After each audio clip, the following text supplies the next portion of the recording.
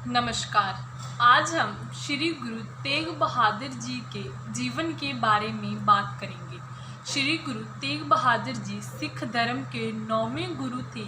उनका जन्म 1 अप्रैल 1621 ईस्वी को गुरुद्वारा गुरु के महल अमृतसर में हुआ। उनके पिताजी का नाम हरगोविंद साहिब और माताजी का नाम माता नानकी था। उनके बचपन का नाम त्यागमल था, लेकिन करतारपुर के युद्ध में उनके द्वारा दिखाई गई बहादुरी के कारण उनके पिता श्री गुरु हरगोबिंद साहिब ने बदलकर उनका नाम तेग बहादुर रख दिया।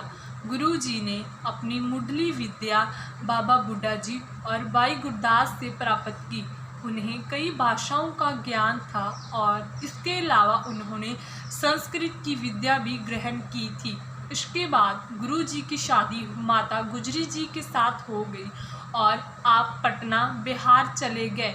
वहाँ पर आपके घर श्री गुरु गोविंद सिंह जी ने जन्म लिया।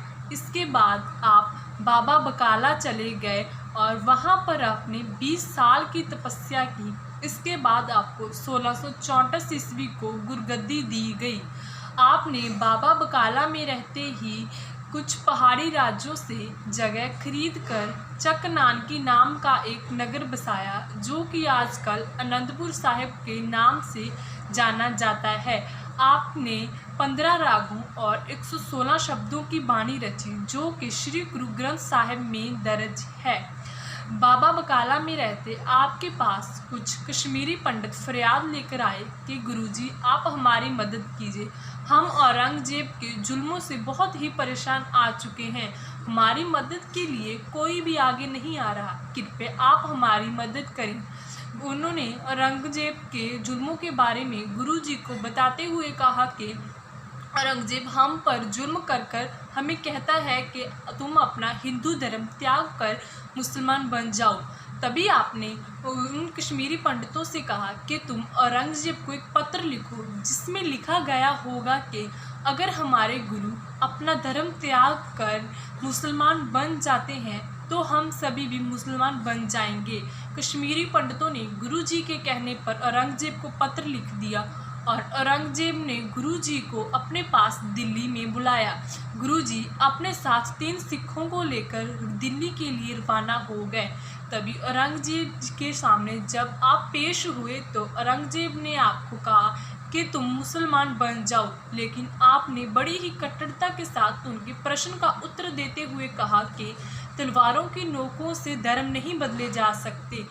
आपके इस उत्तर पर औरंगजेब को बहुत ही गुस्सा आया और उसने अपने सिपाहियों से कहा कि गुरुजी के साथियों को तसीहे दे देकर मार दिया जाए और गुरुजी को एक पिंजरे में बंद कर दिया जाए।